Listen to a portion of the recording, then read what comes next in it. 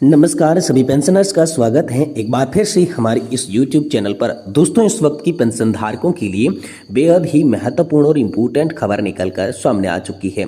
जी हाँ दोस्तों, गोवा में EPS 95 पेंशन भोगी 9 दिसंबर को राष्ट्रीय स्तर पर सम्मेलन, 10 और 12 को दिल्ली में रामलीला मैदान में अनशन। जी हाँ दोस्तों, आप सभी के लिए यहाँ पर बड़ी खबर निकलकर हाल फिलहाल में सामने आ चुकी है, तो इसके बारे में भी बात दोस्तों इस वीडियो के अंदर करने वाली हैं। साथ ही दोस्तों बात करेंगे पेंशन हैक न्यूज 2024 को लेकर। रिटायर्ड सरकारी कर्मचारियों के लिए बड़ी खबर है। अब हर महीने पेंशन की राशि 15,000 रुपये हो सकती है आप सभी के लिए बढ़ोतरी। तो आखिरकार 63 साल की उम्र से ऊपर के पेंशन होल्डर को 10% ज्यादा पेंशन की राशि कैसे मिलेगी और हर महीने 15,000 रुपये तक की पेंशन में बढ़ोतरी किस प्रकार देखने को मिलेगी, इसके बारे में भी दोस्तों आज की इस वीडियो के अंदर बात करेंगे। साथ ही साथ दोस्तों आप सभी के लिए खुशखबरी बताई जा रही है। पेंशन से कम्यूटेशन की कटौती पर लगी रोक सभी के लिए लागू है। जी हाँ दोस्तों, खुशखबरी आप सभी के लिए बताई जा रही है। पेंशन धारकों को शानदार तोहफा मिला है।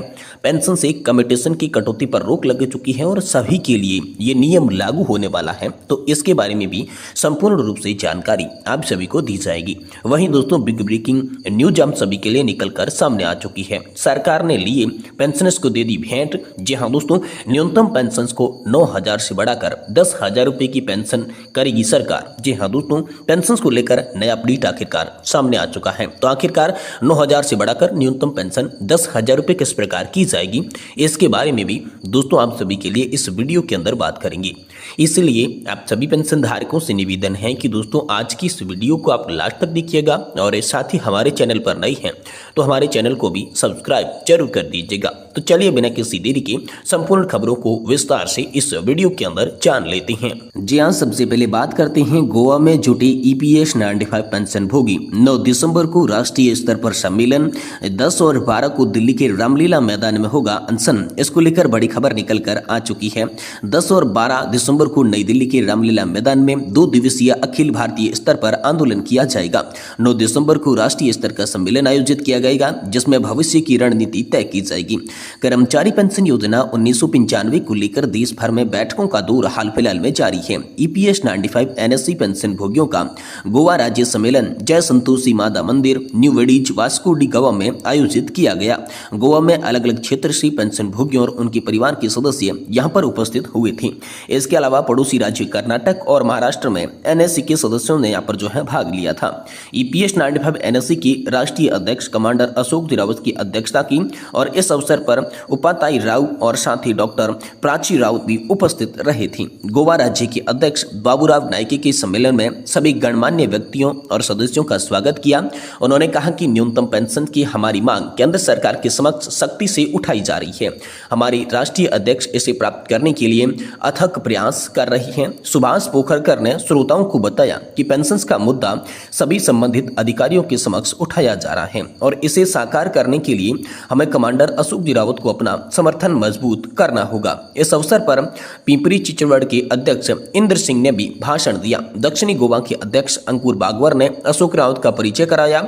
सदन में अपने संक्षिप्त संबोधन में कमांडर अशोक रावत ने बताया कि न्यूनतम पेंशन हमारा अधिकार है क्योंकि सदस्यों ने इसमें योगदान दिया है।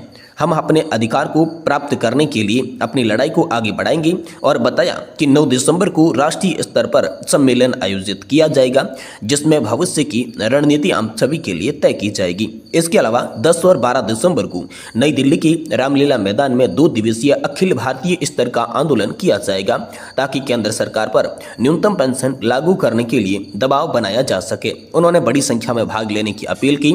दक्षिण गोवा के अध्यक्ष अनिल केरकर के धन्यवाद ज्ञापन किया।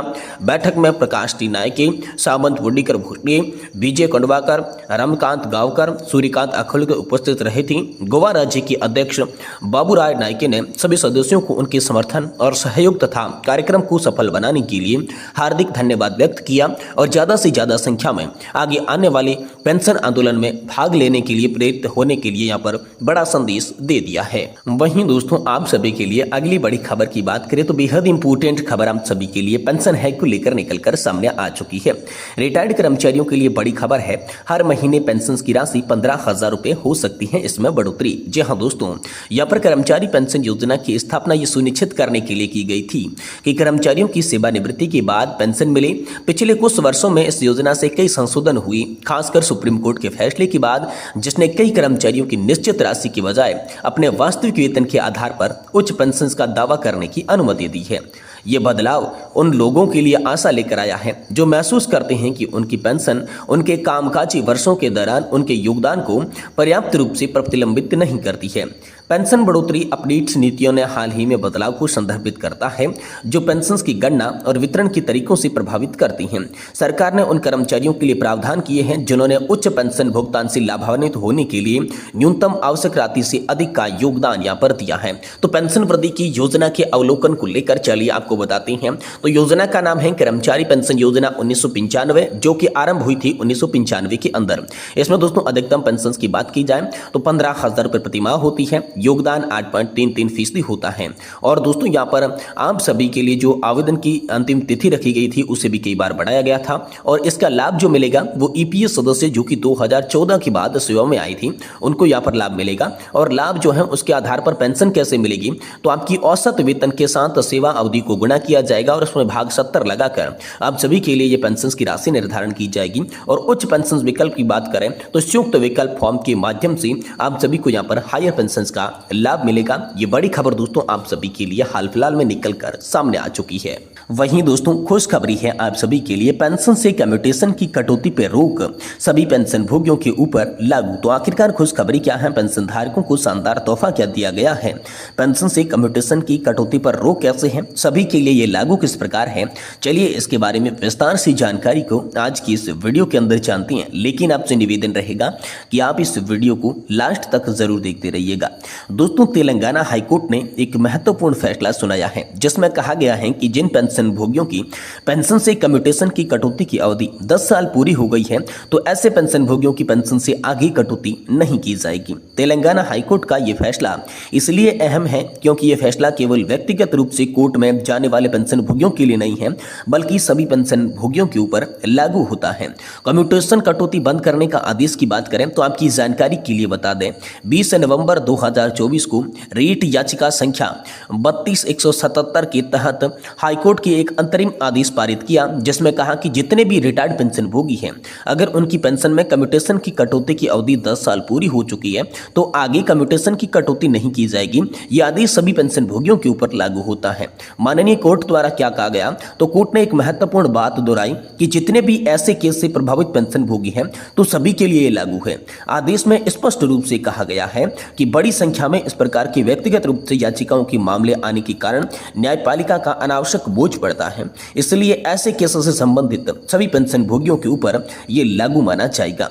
तेलंगाना हाईकोर्ट ने कहा कि याचिकाकर्ताओं और समान रूप से जितने भी प्रभावित पेंशन भोगी हैं तो सभी की पेंशन के आगे की कम्यूटेशन की वसूली नहीं की जाएगी। समान परिस्थितियों वाली सभी रिटायर्ड राज्य कर्मचारी के पेंशन भोगियों को अंतरिम सुरक्षा प्रदान की जाएगी, चाहे उन्होंने व्यक्तिगत रूप से न्यायालय का रुख किया है या नहीं किया है, ये सभी के ऊपर लागू होता है। तेलंगाना हाईकोर्ट के इस फैसले के बाद भारत पेंशन भोगी समाज ने केंद्र सरकार से मांग की है कि कोर्ट के इस फैसले को केंद्र सरकार के पेंशन भोगियों के ऊपर भी लागू करें।